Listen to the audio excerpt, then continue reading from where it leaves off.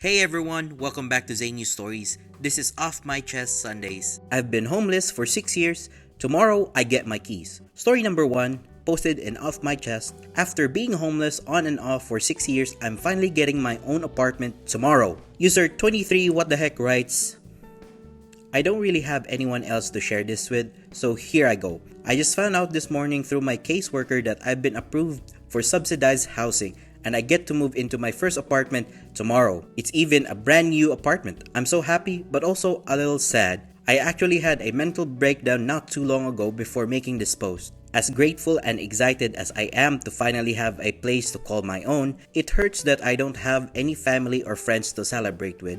I'm completely on my own. Having my own place feels like such an achievement, but it's also overwhelming, and I'm still figuring out how to deal with the loneliness, but I'll learn. On top of that, I'm honestly frustrated with the county I live in. My case manager told me just today that I was finally approved by the county that I move in tomorrow. That's barely any time to pack or get ready. I have a lot of things in the shelter I'm staying at, and with my hip dysplasia and scoliosis, packing is physically difficult. I've been packing for 5 hours and I'm still not done. I'm exhausted and really wish they had given me at least a week's notice. It would have made things so much easier. Anyways, I don't always know how to give good pep talks, but I just want to say this. Not all hope is lost. Homeless people do have a place in this world, and one day you'll find a home of your own. So if you're homeless, don't give up. Keep fighting for yourself, and one day you'll make it out of this heck hole. Homeless lives matter. I really do understand where you're coming from, OP. Coming from me who was once homeless, it is really difficult to find a safe place and really more difficult to find a sustainable place to live at. But I'm glad you find your own place. And to those people who are homeless, please don't give up, because honestly, there is always the light at the end of the tunnel.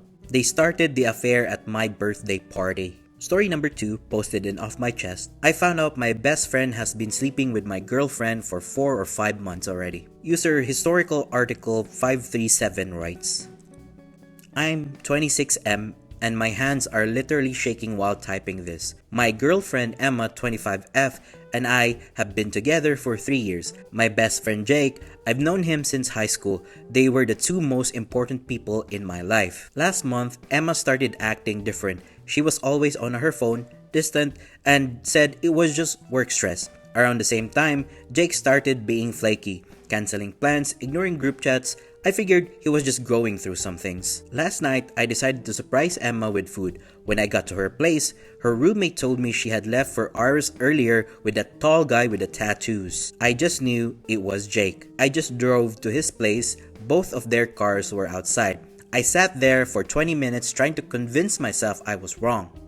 I wasn't. I knocked. It took forever for him to answer. When he did, he was in sweatpants looking guilty as hell. Emma's jacket was on his couch. All I asked was, how long? He couldn't even look at me. Then Emma walked out of his bedroom crying. He muttered, 4 months.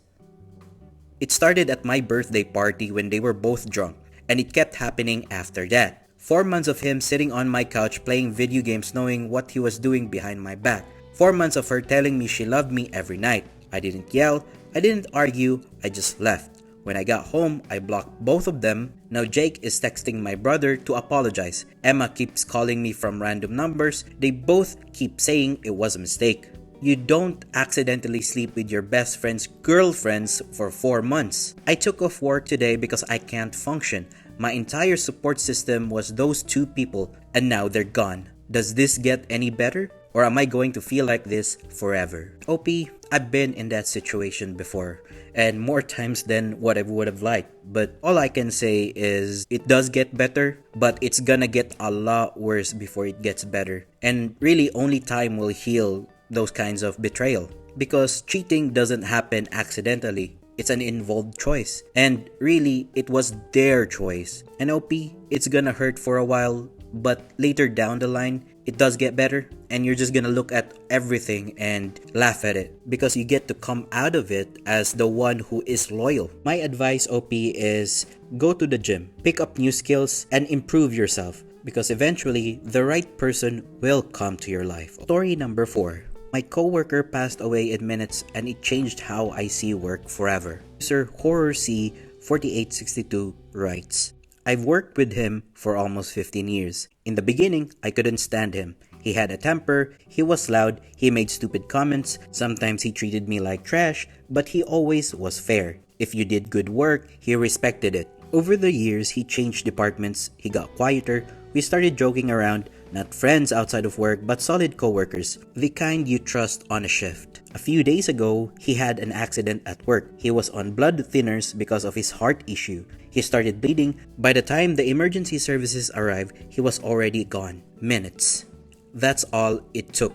What makes it harder is that he was constantly overloaded. More machines, more responsibility, more pressure. He never complained, but you could see it in him. The company just keeps pushing, more output, less time, and fewer people. Nothing changed after he passed away. The machines are still running, the workload is still high, the pressure is still there. But I changed.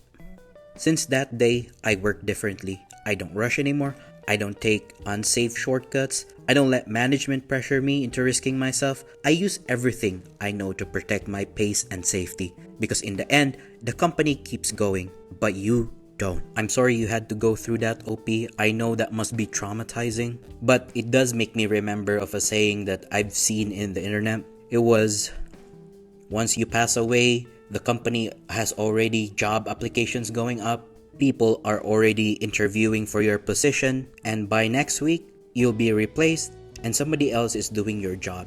That's why I always say, enjoy your life. Spend time with your family, travel, and experience new things. Because you're not here to work a job, you're here to live. And good on you for reflecting, OP.